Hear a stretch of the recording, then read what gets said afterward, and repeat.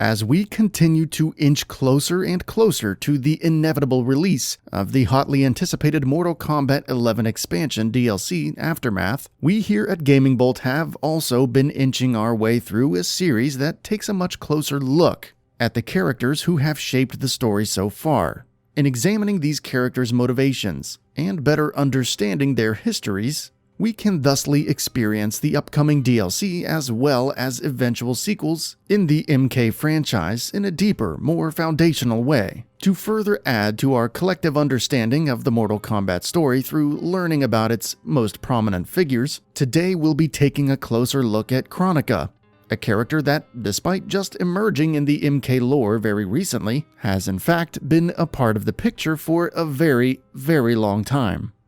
Kronika is a true titaness.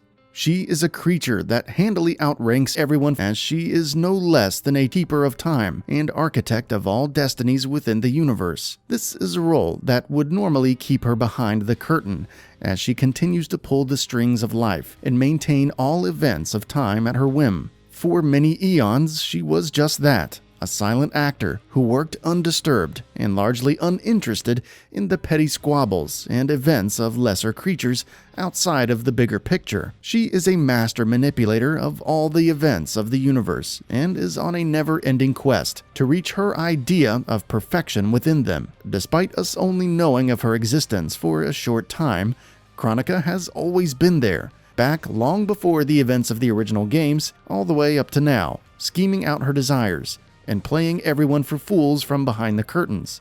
However, Kronika's secretive and powerful role in the universe wouldn't stay unknown forever, and would eventually be exposed.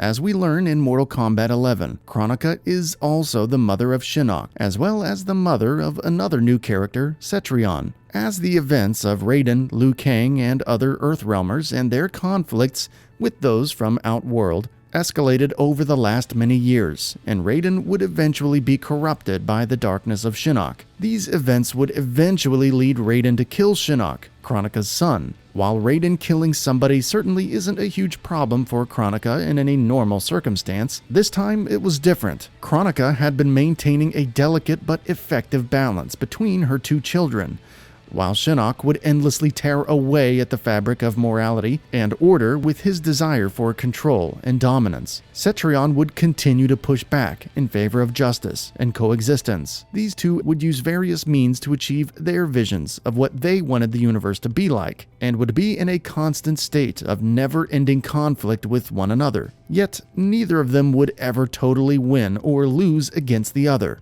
As this was the case, the constant push and pull of these two forces was the perfect mechanism for Kronika to maintain her idea of perfection through them, as they were perfect representatives of those two forces, powerful enough to represent them well, yet still Kronika's children, and ultimately still answered to her. This was a pretty solid arrangement, until, of course, that fateful moment when Raiden finally killed Shinnok once and for all, and permanently tilted the table in favor of the good side of the universe. With Shinnok out of the picture, the entire foundation upon which Kronika's whole system was balanced was gone. Kronika could not remain in such a state of unbridled power and control with this balance without the foundation of Cetrion and Shinnok's forces being constantly engaged with each other. Something had to be done. After the beheading of Shinnok, Kronika would roll up to the Gensei chamber just as soon as Raiden left to see what has been done, and is promptly enraged by what she sees, the severed head of Shinnok, and a massive upset in the balance of the timeline she had poured countless eons into crafting.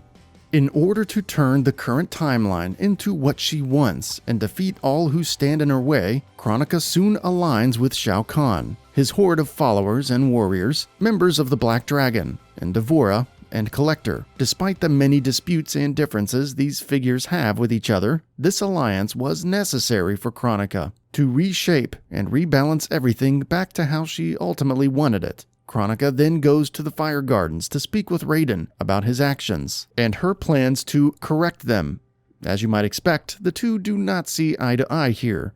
The conversation ends with her telling Raiden she will take Liu Kang as her prisoner. Later, back at her compound, Kronika correctly warned her cohorts that Raiden's forces were preparing for an all-out assault and they should expect them soon. In light of Kronika's alliance, Earthrealm and Outworld also band together with all that were willing and move forward with a plan to stop Kronika and maintain the current timeline, or whatever is left of it at this point.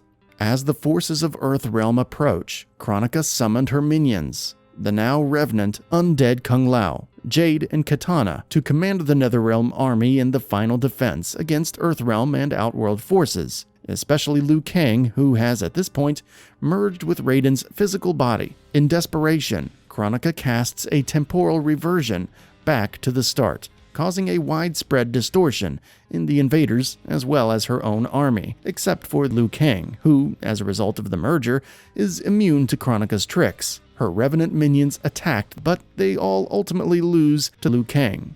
As one final push, before Kronika puts her own life on the line, she leverages her role as Cetrion's mother against her, and convinces Cetrion to fight Liu Kang and defend the plan. It is soon discovered that, even though Cetrion is hopelessly devoted to her mother, her own heart is not invested in Kronika's plans. As such, Cetrion loses to Liu Kang and ultimately disperses her energy to Kronika, who also ultimately loses to Liu Kang. Despite Kronika's various tricks and even an attempt to take the fight back to the prehistoric age, the power of Liu Kang 2.0 is just plain too much for the Titaness and her time-twisting antics. There are alternate endings at the end of this battle depending on how it goes, but as far as the official canon goes, Kronika is defeated, destroyed, and her plans for a new era are utterly thwarted. It's not a secret that Mortal Kombat tends to find ways to bring characters back that perhaps didn't seem like they could or ever should return, so perhaps this isn't quite the end of Kronika just yet, but as Kronika would likely agree, only time will tell. That's it for this video. If you enjoyed and would like to see more, feel free to hit that subscribe button and hit the notification bell to ensure you'll be notified when new videos go up.